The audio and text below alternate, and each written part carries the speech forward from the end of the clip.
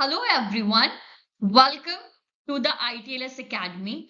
Today we are going to discuss another topic in the series of FSSAI water analysis, and the topic that we are going to discuss is determination of total solid. Okay, so what we have to do, we take a sample. Okay, now in a sample what we have to do, we have to detect that the total amount of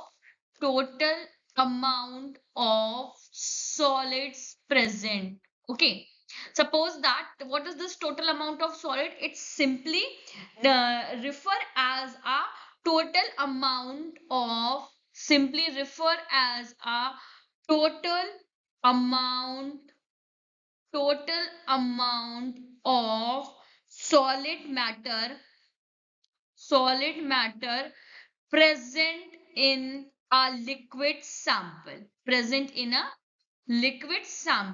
Now this solid matter is what? Suppose that we take a liquid sample, that is water, and in water we are going to determine that the total amount of the solid, and this solid are both, either it is dissolved solid, or either it is suspended solid. Okay, so both type of the solid we have to determine in case of that total solid determination. Okay, why this total solid determination are very important? Because it causes the pollution and also degrade the quality of the water. Okay, it degraded the quality of the water. That's why it is very important to detect. It means that it is harmful for both. It is harmful for both, that is your aquatic animals or human beings. Okay, so we are going to discuss the how we determine that total solids present in a liquid sample, that is your water. Now let's start the lecture. The first slide is your introduction slide. Okay, so see here, the solid refers to the matter either filterable or non-filterable. Filterable means that soluble, and non-filterable means that suspended. Okay, that remain as a residue upon evaporation and subsequent drying at a defined temperature. Okay, either what we have to do, either we evaporate the water and the residue are remain, that is also considered as a solid, or either we do a drying, and after drying at a particular temperature, after that process the residue are remain, that is also referred to as a solid. Further categorization are depend upon the temperature employed for drying, agitation. Different form of solids are defined on the basis of method which is applied for their determination. Now the solid also affect the water or effluent quality in adversely in a number of ways. Water with a high dissolved solids may include an unfavorable physiological reaction in the transient consumer and generally are of inferior palatability. Okay, higher the mineralized water are unsuitable for many industrial applications. Now, come to the next slide. Higher suspended solids in a water may be aesthetically unsatisfactory for such purpose as bathing. Okay, if the if the suspended particles are higher, then maybe it is what? It is unsatisfactory for a different purpose, that is your bathing. So for this purpose, the analysis of the total solids are very important for the deciding or for the determination upon the various until operation and process in physical and biological wastewater treatment, and it is also access its performance evolution. For assessing compliance with regulatory agencies, these wastewater effluent limitation for various form of solid which act as indicating parameters. Now come to the next slide, that is your principle. Okay, so here it is based upon the principle, that is when we evaporate the sample which are already weighed into a weighing dish. What we have to do, we take a weighing dish. Okay, we weigh it and note down its weight. Now after that we add a sample and put that slide into a stream bath.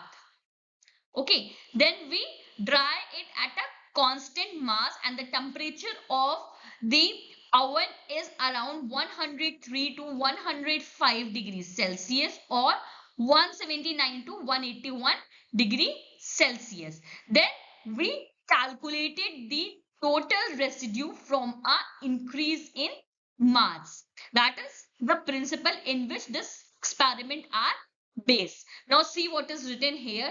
The sample is evaporated in a weigh dish on a stream bath and is dried to a constant mass in an oven either 103 to 105 degrees Celsius or 179 to 181 degrees Celsius. Total residue is calculated from increase in mass. Now, the next is your interference. Interference are what? Interference is like something which interfere or which have altered the result. Suppose that we are going to perform an experiment for the determination of the total solid. Now, there are like sulfates, magnesium, chlorides. They are what? They are they are interfere in your result. They causes the error when you performing the experiment. So this is called a interference. Highly mineralized water containing significant concentration of the calcium, magnesium, chloride or sulfate may be hygroscopic. Okay, so highly mineralized water means that the water in which the concentration of the minerals are high, like your calcium, magnesium, chloride or the sulfate. Then these may require a prolonged drying. Okay, so if we take a highly mineralized water, so in that case we have to dry it prolong, means for a longer period or for a longer period of time. Now desiccation and rapid weighing, what we have to do, we dry it inside the hot air oven at 105 degrees Celsius around. Then we desiccate it, means that we put it into the desiccator for a cooling purpose, and we use here desiccator because it does not gain the moisture content. Okay, then after that we weigh it immediately. Then however, prolonged drying may also cause the loss of the constitute, particularly nitrates and chlorides. Okay, so when we do drying in a longer period of time, then maybe it become the reason of the loss of the constitute like your nitrates and chlorides. So we have to remove this interference before starting our experiment. It is very important. Okay, otherwise the result that we give, that the result that we get is maybe some error are there and maybe some it is not accurate. Okay, that's why we have to remove these interferences. Now come to the next slide. A large amount of residue in the evaporating basin may crust over and entrap water, preventing its evaporation during drying. For this reason, the volume of the sample should be adjusted so that the residue left after drying should be about 100 to 200 milligram. Okay, so this is a interference. ferrets. Now the next is your apparatus used for this experiment. The first apparatus, that is your evaporating dish. Okay, now the diameter of that evaporating dish is around 90 mm and it have a capacity about 100 ml. Okay, and that evaporating dish is made up of either platinum, nickel, porcelain, silica or borosilicate. Okay, but all of them, the platinum is more suitable for performing all type of the all type of the test. So we usually use a platinum evaporating dish for performing the experiment. Now the nickel is satisfactory if we use a residue which cannot be ignited. So in that case we use a nickel, and porcelain and silica and glass will be used for a sample whose pH will be less than 9. In that case we uses a porcelain, silica or this borosilicate glass evaporating dish. Okay, so no, so see now what is written here. Evaporating dish of 90 mm diameter, 100 ml capacity, made up of platinum, nickel, porcelain, silica or borosilicate. Platinum is very suitable for all type of the test. Nickel is satisfactory if residue is not to be ignited. Porcelain, silica and glass may be used for a sample with a pH value less than 9. Then after evaporating this, the next apparatus that we required for performing this experiment is a steam bath. Okay, now the next apparatus is your drying oven whose temperature capacity is around 180 degrees Celsius plus minus 2 degrees Celsius. Okay, it can be maintained or control around this temperature. Then desiccator is required for the color indicating. Then we required an analytical balance for weighing the sample, and its capacity is around at least 200 kilogram, and it can be capable for varying the nearest 0.1 milligram of that error. Okay, now see what is written here. Drying oven with a thermostatic control for maintaining the temperature up to 180 degrees Celsius. Now the next is your desiccator, which is used to provide with a color indicating desiccants. Okay, now the next instrument is your analytical balance, 200-gram capacity and capable of weighing to nearest 0.1 milligram. Okay, now come to the next slide. Sample handling and preservation. Okay, so preservation of the sample is not occur in this practical. Okay, we just take a sample and perform an experiment.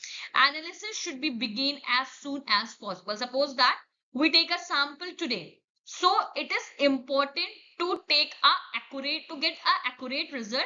We have to analyze it as soon as possible. Okay, and refrigeration or chilling is possible, which is done at around 4 degrees Celsius, so that we minimize the microbial load on the sample and also the decomposition of the solid. That's why we can put our sample into a 4 degrees Celsius, but it can also be done only for a shorter period of time. Okay, now see what is written here. Preservation of the sample is not practical. Analysis should be begin as soon as possible. Refrigeration or chilling to 4 degrees Celsius to minimize the microbiological decomposition of solid is recommended. Okay, this is about the sample handling and preservation. Now the next is procedure. Procedure is what? First of all, we heat the clean evaporating dish. Suppose that we take a evaporating dish and we clean it. After cleaning, we heat it at 180 degrees Celsius into hot air oven for 1 hour. Why we heat that evaporating dish at that temperature, so that if there is any vapors are there, it can be evaporate or it can be dry. Now after that we put it into a desiccator for like 10 to 5 minutes. Then after that we take it for the use. Now after that we select a volume of the sample which has residue between 25 and 250 milligram preferably. Okay, so what we have to do, we take a sample in which the residue are between 25 to 250, 25 and 250 milligram. Okay, then we prefer the ranges around 100 to 200 milligram. This volume may be estimated from value of specific conductance to obtain a measurable residue. Successive allicutes of the sample may be added to the sample dish. Now the next, pipette the volume, pipette this volume to a weigh evaporating dish which are already placed on a steam bath. Now evaporation may also be performed on in a drying oven. The temperature should be lower, approximately 98 degrees Celsius. Now what we have to do, we evaporate the sample, either put it into a steam bath or either put it into a drying oven. But when we evaporate the sample inside the drying oven, then the temperature is around 98 degrees Celsius, so that it will avoid the boiling and splattering of the sample. After complete evaporation of water from the residue, we can transfer that dish into a hot air oven in which the temperature range are in between 103 to 105 degrees Celsius or 179 to 181 degrees Celsius, and dry to constant mass. That is still the difference in a successive weighing which are less than 0.5 milligram. Now drying for a long duration is done, that is usually 1 to 2 hours, so that it will eliminate the necessity of the checking for the constant mass. The time for drying to a constant mass with a given type of sample, when a number of sample of nearly sample type are to be analyzed, should be determined by the trial method. Okay, now the next is your, after that we weigh the dish as soon as possible, but we have to keep it at desiccator for a cooling purpose. Then we have to take a weigh. It has cool, avoiding the residue to stay longer period of time, as some residue are hygroscopic, because the some residue are what, they are a hygroscopic, and it may be gain a water and maybe absorb the water from desiccant, which may not be absolutely dry. Okay, now the next is your calculation. So total residue milligram per liter is equal to 1000 m by v, where m is what, mass in milligram of total residue, and v is a volume in ml of the sample. So this is all about the determination of the total solid in a water sample. I hope you will understand, but if you have any query related to this experiment, you are freely to ask me in a comment box, or for a further detail, you can follow the ITLS Academy on different platforms, that is Instagram, Facebook, Twitter, YouTube, WhatsApp and LinkedIn, and subscribe our channel ITLS Academy on YouTube and get our app from a Google Play. You can also visit our website, that is www.itlsacademy.com, or ask your query to the helpline number that are already mentioned in your slide, that is 7080833450. Thank you for watching. Please like, share and subscribe our channel.